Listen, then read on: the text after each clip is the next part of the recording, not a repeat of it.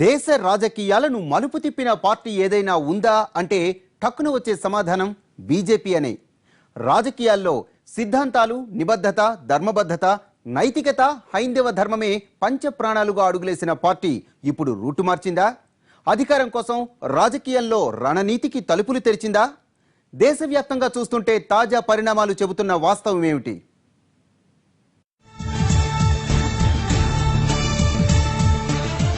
ఇద్దరు ఎంపీలతోనే మొదలుపెట్టి అధికారంలోకి వచ్చిన పార్టీ.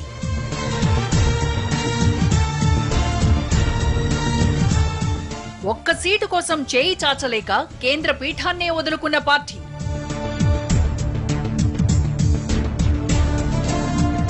బీజేపీలో మోడీయిజం సాగుతోందా? కమల దళం కాస్త కాంగ్రెస్ గా మారుతోందా? దేశ రాజకీయాల్లో నిబద్ధతకు నిలువెత్తు నిదర్శనంగా ఉన్న పార్టీ ఏదైనా ఉందా అంటే ఠక్కున వచ్చే సమాధానం బీజేపీయే. దేశ రాజకీయాల్లో తన ప్రయాణం మొదలుపెట్టిన దగ్గర నుంచి విలువలే వలువలుగా ముందుకెళ్లిన పార్టీ అది. తొలినాళ్లలో దేశవ్యాప్తంగా బరిలోకి దిగిన కేవలం 2 ఎంపీ సీట్లు దక్కించుకుని ఆ ఇద్దరితోనే పార్లమెంటులో ప్రయాణం మొదలుపెట్టిన పార్టీ కాస్త అనతి కాలంలో ఆ సేతు హిమాచలంలో విస్తరించింది. ఇప్పుడు ప్రపంచంలోని అత్యంత ఎక్కువ మంది కార్యకర్తలు, సభ్యులు ఉన్న పార్టీగా బీజేపీ రికార్డులకు ఎక్కిందంటే దాని వెనుక అలనాటి నేతల త్యాగం ఉంది. भारत में सदा से हमारा इस धारणा में विश्वास रहा है कि सारा संसार एक परिवार है, यहाँ मैं राष्ट्रों की सत्ता और महत्ता के बारे में नहीं सोच रहा हूँ.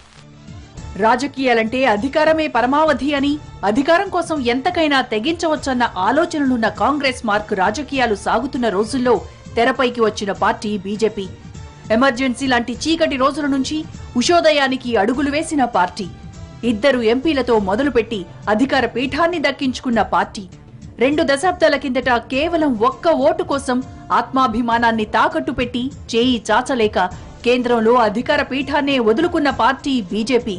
ఇప్పుడు అదే అధికారం కోసం ఎంతకైనా తెగిస్తానంటూ ముందుకెళ్తోంది.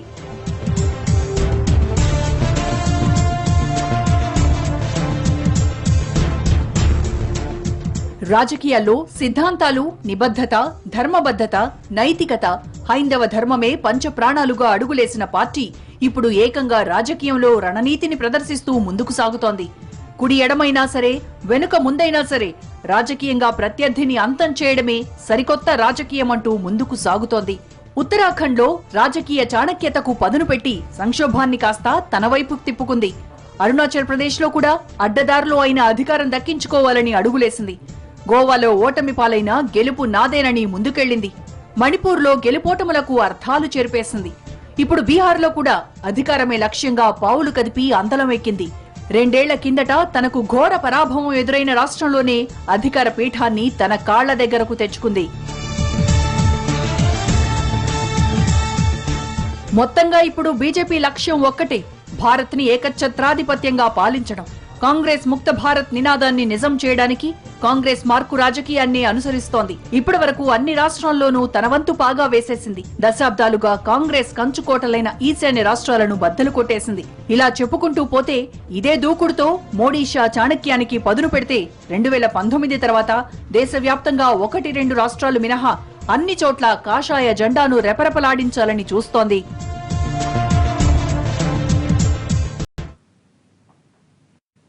మోడీ మార్కు రాజకీయానికి ప్రత్యక్ష నిదర్శనం బీహార్ రాజకీయమే. 2 ఏళ్ల కిందట బీహార్ అసెంబ్లీ ఎన్నికల్లో మహాకూటమి చేతిలో చావు తప్పి కన్నులొట్టబోయిన కమలనాథులు ఇప్పుడు అదే రాష్ట్రంలో అధికార పీఠంలో భాగస్వామ్యం దక్కించుకున్నారు. తనను కాదన్న రాష్ట్రంలోనే అధికారాన్ని కాళ్ల దగ్గరకు తెచ్చుకున్న మోడీ షా చాణుక్య రణనీతి ముందు యావత్ భారతానికి అనువర్తనం కాబోతోంది.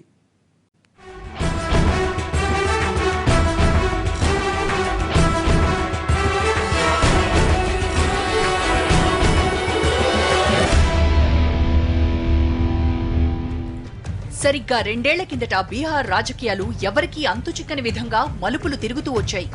అప్పటికి అసెంబ్లీ ఎన్నికల ప్రచారంలో పార్టీలన్నీ తలమునకలై ఉన్న సమయం అది. అంతలోనే అనూహ్యంగా ఓ రాజకీయ విచిత్రం జరిగింది. అప్పటి వరకు ఉప్పు నిప్పుల్లా ఉన్న నితీష్ కుమార్, లాలూ ప్రసాద్ యాదవ్లు ఒక్కసారిగా చేతులు కలిపారు. ఈ జేడీయూ ఆర్జేడీ కూటమితో కాంగ్రెస్ కూడా చేతులు కలిపి మహాకూటమిగా ఏర్పడింది.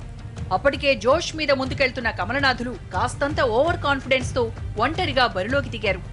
మొత్తానికి ఎన్నికల రిజల్ట్స్ వచ్చాక కానీ మోడీ షాకి అర్థం కాలేదు మహాఘట్ బంధన్ ఎంత పనిచేసిందో.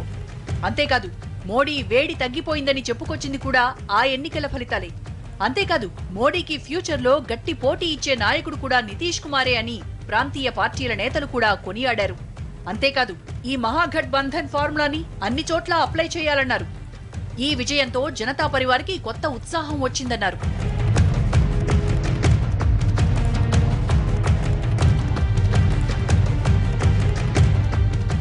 ఇది జరిగి 2 ఏళ్లైంది.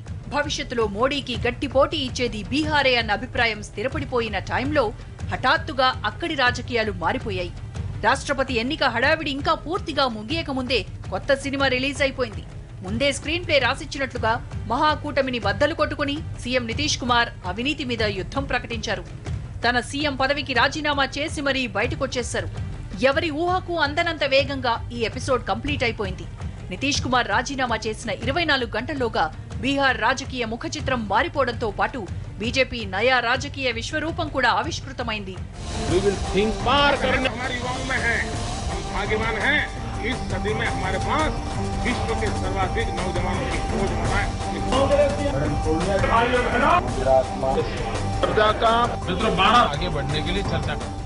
అప్పటి వరకు అన్నాదమ్ముల్లా కలిసున్న లాలూ నితీష్లు కాస్త బద్ధశత్రువులైపోయారు.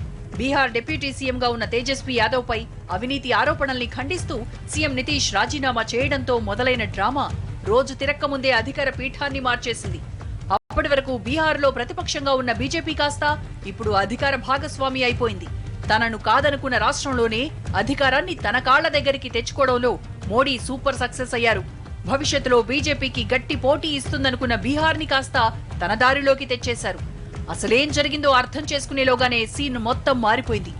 ఆరోసారి బీహార్ సీఎంగా నితీష్ కుమార్, ఉప ముఖ్యమంత్రిగా బీజేపీ నేత సుశీల్ కుమార్ మోదీ ప్రమాణ స్వీకారాలు జరిగిపోయాయి.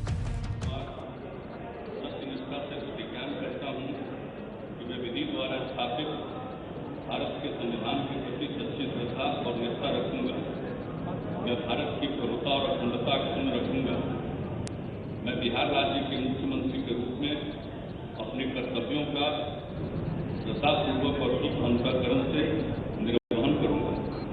ఈ మొత్తం ఎపిసోడ్లో లాలూ నితీష్ల మధ్య జరిగిన అవినీతి వ్యవహారాల వైరం కన్నా కాషాయ దళ వ్యూహమే ఎక్కువగా కనిపిస్తోంది. ఇదంతా ఏదో హఠాత్తుగా జరిగిపోయిన వ్యవహారం కాదు. యాంటీ మోడీ సంఘానికి అధ్యక్షుడిగా ఉండాల్సిన నితీష్ ను పూర్తిగా తన వశం చేసుకోవడానికి చాలా కాలం క్రిందటి నుంచే ప్రయత్నాలు మొదలుపెట్టింది. లాలూ నితీష్ల మధ్య దూరం పెంచడానికి పెద్ద ఎత్తుగడే వేసింది. 2006లో హోటళ్ల టెండర్ల కేటాయింపుల్లో జరిగిన అవకతవకల మీద లాలూ కుటుంబ సభ్యుల మీద కేసులున్నాయి.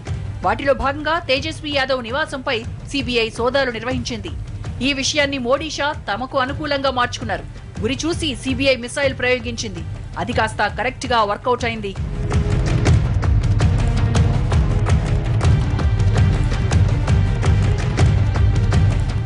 కానీ దీని వెనక ఏడాది పాటు ఓ సీక్రెట్ పొలిటికల్ మిషన్ నడిచిందన్న అనుమానాలు ఉన్నాయి. 4 ఏళ్ల కిందట ఎన్డీఏ కూటమిలో భాగస్వామిగా ఉన్న నితీష్ ను మళ్లీ గ్రూప్ లోకి తెచ్చుకోవడానికి మోడీ షా ద్వయం పెద్ద ప్లానే నడిపించింది. అందుకే డిమానిటైజేషన్ మీద దేశమంతా ధ్వజమెత్తినా నితీష్ మాత్రం మద్దతు తెలిపారు. అప్పుడే లాలూ కాస్త జాగ్రత్త పడి ఉండాల్సింది. ఎక్కడి వరకు ఎందుకు, రాష్ట్రపతి ఎన్నికల్లో నితీష్ మద్దతు కూడగట్టుకోవడానికి అన్నట్లుగా బీహార్ గవర్నర్ గా ఉన్న రామ్నాథ్ కోవింద్ ను హఠాత్తుగా తెరపైకి తెచ్చారు. దీంతో మీరా కుమార్ కి మద్దతివ్వాల్సిన నితీష్ కుమార్ ఏకంగా రామ్నాథ్ కి ఓటేశారు. ఇదంతా మోడీ ప్లే చేస్తున్న పవర్ పాలిటిక్స్ లో భాగమే అన్నది ప్రపంచానికి తెలియంది కాదు. అంతవరకు ఎందుకు, రాష్ట్రపతి ప్రమాణ స్వీకారంలో కూడా నితీష్ కి లభించిన ట్రీట్మెంట్ ఎన్డీఏ భాగస్వామ్య పార్టీలకు కూడా దక్కలేదనే చెప్పుకోవాలి. అప్పుడే మోడీ షా చాణక్యం మీద అనుమానాలు వచ్చినా అది ఇంత వేగంగా అమలవుతుందని మాత్రం ఎవ్వరూ అనుకోలేదు, లాలూ ప్రసాద్ యాదవ్ తో సహా.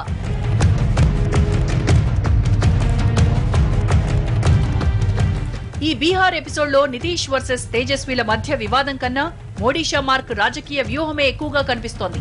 ఇప్పటికే దేశవ్యాప్తంగా ఉన్న రాష్ట్రాల్లో 65% బీజేపీ పాలనలోకి వచ్చేశాయి. దశాబ్దాల కాంగ్రెస్ కంచుకోటలు కూడా బద్దలైపోతూ వచ్చాయి. యూపీ లాంటి పెద్ద రాష్ట్రమే బీజేపీ చేతుల్లోకొచ్చేసింది. కానీ ఉత్తరాదిన కీలకంగా ఉండి బీజేపీకి కొరకరాని కొయ్యగా ఉన్న బీహార్ కూడా తన చెప్పు చేతల్లోకి తెచ్చుకోవడంతో మోడీ సూపర్ సక్సెస్ అయ్యారు.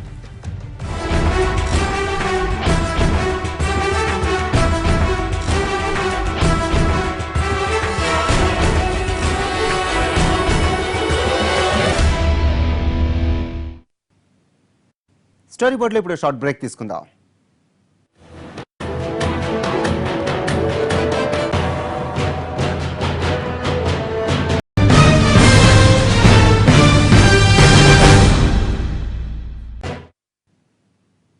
Welcome back. మోడీ షా దూకుడు చూస్తుంటే ఇది బీజేపీయేనా అన్న అనుమానం వస్తోంది. ఒకప్పుడు ఒక్క సీటు కోసం చేయి చాచలేక కేంద్ర పీఠాన్ని వదులుకున్న పార్టీ ఇప్పుడు ఆధిక్యం లేకపోయినా గోవా లాంటి చిన్న రాష్ట్రంలో కూడా అధికారాన్ని వదులుకోకుండా దూసుకెళ్లటం, బీహార్లో తెర వెనుక రాజకీయం నడిపించి అధికారంలో భాగస్వామి కావటం చూస్తుంటే ఇది బీజేపీయేనా అన్న అనుమానం వస్తోంది.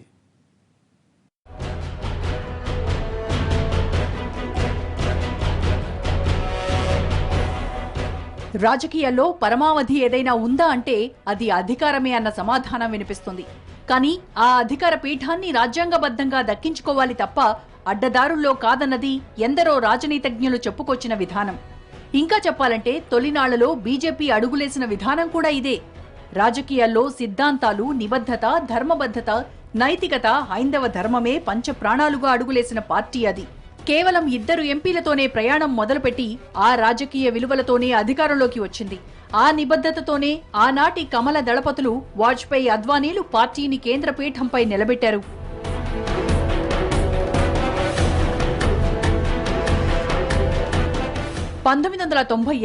మార్చి 10న కేంద్రంలో అటల్ బిహారీ వాజ్పేయి నేతృత్వంలో అధికారంలోకి వచ్చింది. ఈ ఎన్నికల తర్వాత బలం నిరూపించుకుని అటల్ బిహారీ వాజ్పేయి 16వ ప్రధానిగా పదవీ బాధ్యతలు స్వీకరించారు. కానీ ఆ ప్రభుత్వం కేవలం 13 నెలలు మాత్రమే అధికారంలో మనగలిగింది. 1999 ఏప్రిల్ 26న జరిగిన విశ్వాస పరీక్షలో ఒక్కటంటే ఒక్క ఓటు తేడాతో ప్రభుత్వం కుప్పకూలిపోయింది. ఒరిస్సాకి చెందిన ఎంపీ గిరిధర గొమాంగో వాజ్పేయి సర్కార్కి వ్యతిరేకంగా ఓటు వేయడంతో వాజ్పేయి ప్రభుత్వం రద్దయిపోయింది. దీంతో వాజ్పేయి తన పదవికి రాజీనామా చేశారు. ఆపై సోనియా గాంధీ నేతృత్వంలో కాంగ్రెస్ పార్టీ కూడా బలం నిరూపించుకోలేకపోవడంతో 12వ లోక్సభ రద్దయి మళ్లీ ఎన్నికల నగారా మోగింది. ఆపై 1999లో వాజ్పేయి నేతృత్వంలో బీజేపీ మరోసారి అధికారంలోకి వచ్చింది. ఆ ఎన్నికల్లో ఎన్డీఏ కూటమి 270 స్థానాల్లో గెలిచి అధికారాన్ని నిలబెట్టుకుంది. వాస్తవానికి ఆనాడు గిరిధర గొమాంగోను మేనేజ్ చేయగలిగితే వాజ్పేయి ప్రభుత్వం నిలబడి ఉండేది. కానీ ఆనాటి కాషాయ దళపతి మాత్రం రాజ్యాంగబద్ధంగానే అడుగులేశారు. ఆ ఒక్క ఓటు కోసం చేయి చాచలేదు, అడ్డదారులు తొక్కలేదు.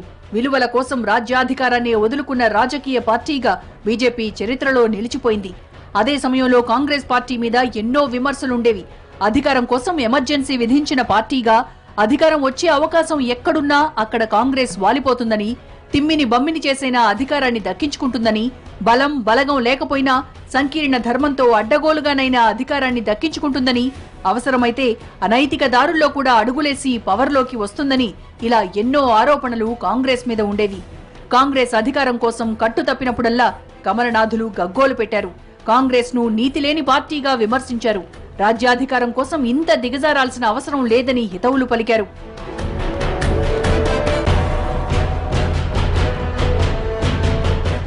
కానీ ఇదంతా చరిత్ర, కాలంతో పాటు గతించిపోయిన చరిత్ర. ఇప్పుడు కమలనాథుల రూల్స్ మారాయి. ఇప్పుడు కమల దళపతులుగా ఉన్న మోడీ, అమిత్ షాల ద్వయం రాజకీయాల్లో రణనీతిని ప్రదర్శిస్తోంది. కుడి ఎడమైనా పర్వాలేదంటోంది. వెనుక ముందైనా రాజకీయ ప్రత్యర్థిని అంతం చేయడమే లక్ష్యంగా అడుగులేస్తోంది. 600 అధికారం దక్కించుకోవడమే టార్గెట్ గా దూసుకెళ్తోంది. దీనికి తాజా బీహార్ ఉదంతమే ప్రత్యక్ష ఉదాహరణ. ఇక కాస్త వెనక్కి వెళ్తే ఈ ఏడాది జరిగిన 5 రాష్ట్రాల ఎన్నికల్లో గోవా, మణిపూర్లలో ఆధిక్యత లేకపోయినా, అవకాశం రాకపోయినా అడ్డగోలుగా అడుగులేసి అధికారాన్ని దక్కించుకుంది. ఈ 2 రాష్ట్రాల్లో అధికారాన్ని దక్కించుకునేందుకు తెగబడి ఎగబడి మరీ పావులు కదిపి కాంగ్రెస్ కన్నా ముందే అధికార పీఠాన్ని దక్కించుకుంది.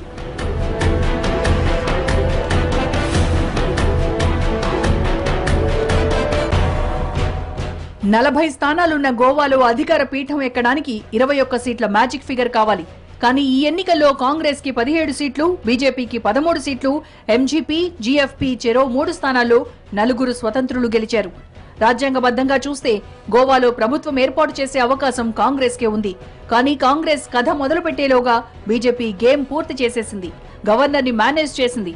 దీంతో బీజేపీని ప్రభుత్వాన్ని ఏర్పాటు చేయాల్సిందిగా గోవా గవర్నర్ మృదులా సిన్హా కోరడం, వెంటనే కేంద్ర మంత్రిగా ఉన్న మనోహర్ పారికర్ కేబినెట్ కి రాజీనామా చేసి గోవాలో ప్రభుత్వాన్ని ఏర్పాటు చేసి సీఎంగా ప్రమాణ స్వీకారం చేసేయడం అన్నీ చకచకా జరిగిపోయాయి.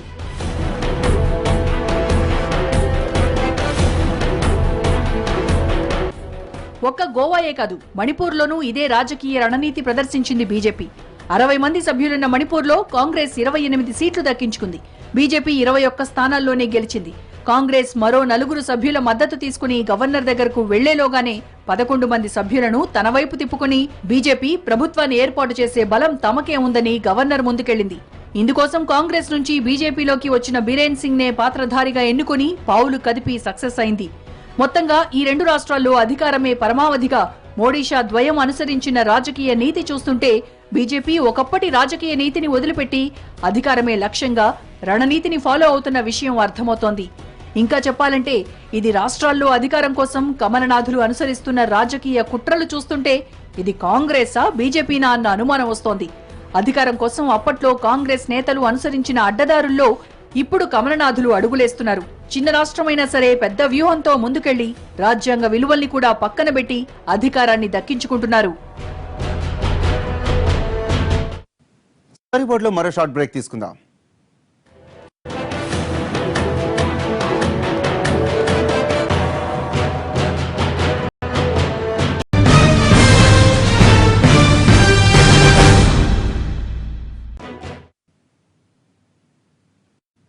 Welcome back.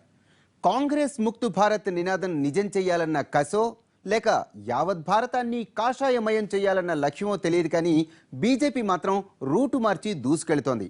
5 ఏళ్ల అధికారం ఉన్న గోవా, మణిపూర్లలోనే కాదు, మరో ఏడాదిలో ఎన్నికల ముందుకెళ్లనున్న రాష్ట్రాలను కూడా వదిలిపెట్టడం లేదు. ఒకప్పటి రాజకీయ నీతిని వదిలి రణనీతిని ఎంచుకున్నట్లు విస్పష్టంగా తెలుస్తోంది. ఇంకా చెప్పాలంటే కాషాయ దళం కాస్త కాంగ్రెస్ పార్టీలా మారిపోతోంది.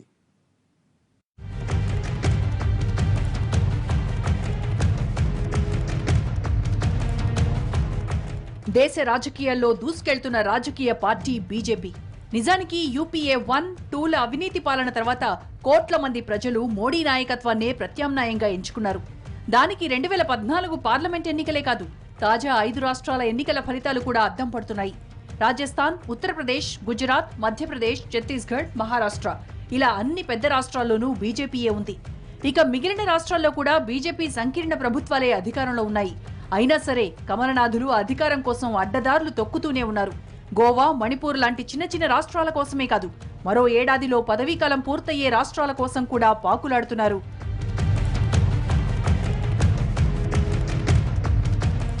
గోవా, మణిపూర్లలో 5 ఏళ్లు అధికారంలో ఉండొచ్చు కాబట్టి కాంగ్రెస్ కి రవ్వంత ఛాన్స్ కూడా ఇవ్వకుండా మొత్తం తానే కథ నడిపించేసింది.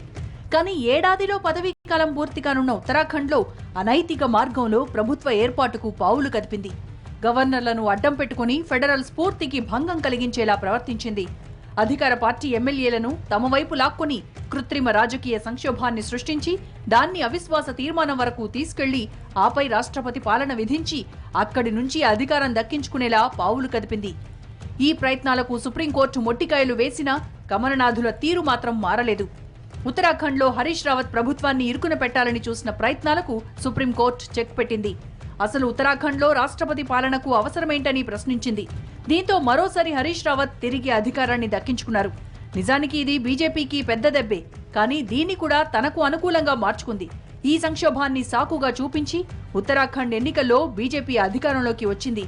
ఇక్కడ నైతికతకు తిలోదకాలిచ్చి అధికారం దక్కించుకుందన్న అపప్రథ మాత్రం మూటగట్టుకుంది.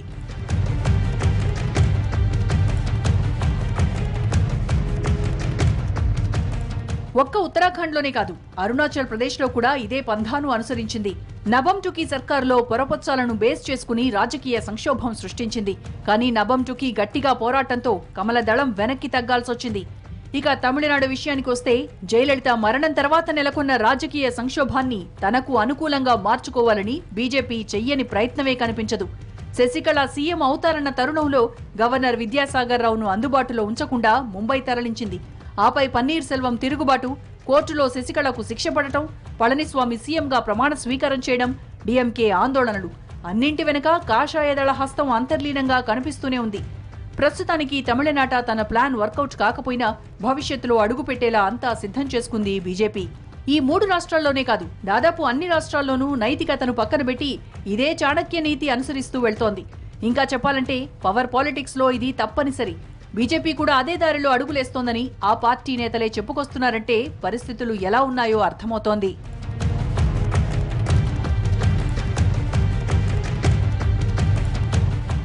ఇలా అధికారంలో లేని రాష్ట్రాల్లోనే కాదు, సంకీర్ణ భాగస్వామిగా ఉన్న రాష్ట్రాల్లోనూ ఇలాంటి పాలిటిక్సే అప్లై చేస్తోంది. ఏపీలో ఇటు అధికారంలో భాగస్వామిగా ఉంటూనే ప్రతిపక్షంతోనూ ఇప్పటి నుంచే అంటకాగుతోంది. ఇక తెలంగాణలో పాగా వేయలేకపోయినా అధికార పార్టీని తనకు అనుకూలంగా తిప్పుకుంది. ఒక్కసారి అధికారం దక్కించుకుని చేజార్చుకున్న కర్ణాటకలో ఎస్ఎం కృష్ణ వంటి కాంగ్రెస్ కీలక నేతల్ని తన వైపు లాక్కుని రాబోయే ఎన్నికల్లో ఎలాగైనా నెగ్గాలని బేస్ రెడీ చేసుకుంటోంది. ఇలా చెప్పుకుంటూ పోతే అన్ని రాష్ట్రాల్లోనూ తమ మార్కు రాజకీయాలు చూపిస్తున్నారు. ఆఖరికి మోడీని మొదటి నుంచి వ్యతిరేకిస్తున్న ఢిల్లీ సీఎం అరవింద్ కేజ్రీవాల్ కూడా ఇప్పుడు దూకుడు తగ్గించారన్న అభిప్రాయాలున్నాయి. అయితే ఆయన దూకుడికి బ్రేకులేసింది బీజేపీ నేతల రాజకీయ చాణక్యమే అన్న విమర్శలు లేకపోలేదు. ఇక పశ్చిమలో రంకెలేస్తున్న దీదీని కూడా దారిలోకి తెచ్చుకోవడానికి ఇప్పటికే చాప కింద నీరులా ప్రయత్నాలు మొదలుపెట్టేసి ఉండొచ్చు. ఇప్పటికే తమది కాని అన్ని రాష్ట్రాల్లోనూ పొలిటికల్ టైం బాంబులు పెట్టేసింది. కానీ అవి పేలాలంటే టైం రావాలంతే. అప్పట్లో ఉత్తరాఖండ్లో పేలింది, ఇప్పుడు బీహార్లో పేలింది. మరి తర్వాత ఎక్కడ పేలుతుందో వేచి చూడాలంతే.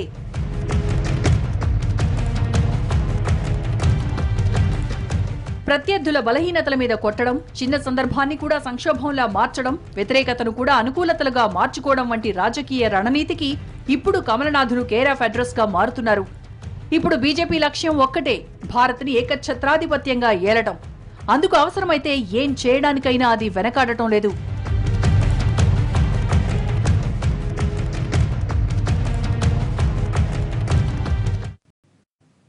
ఇది వాళ్ళ స్టోరీ బోర్డ్. మరో అంశంతో మళ్ళీ కలుద్దాం. నమస్తే.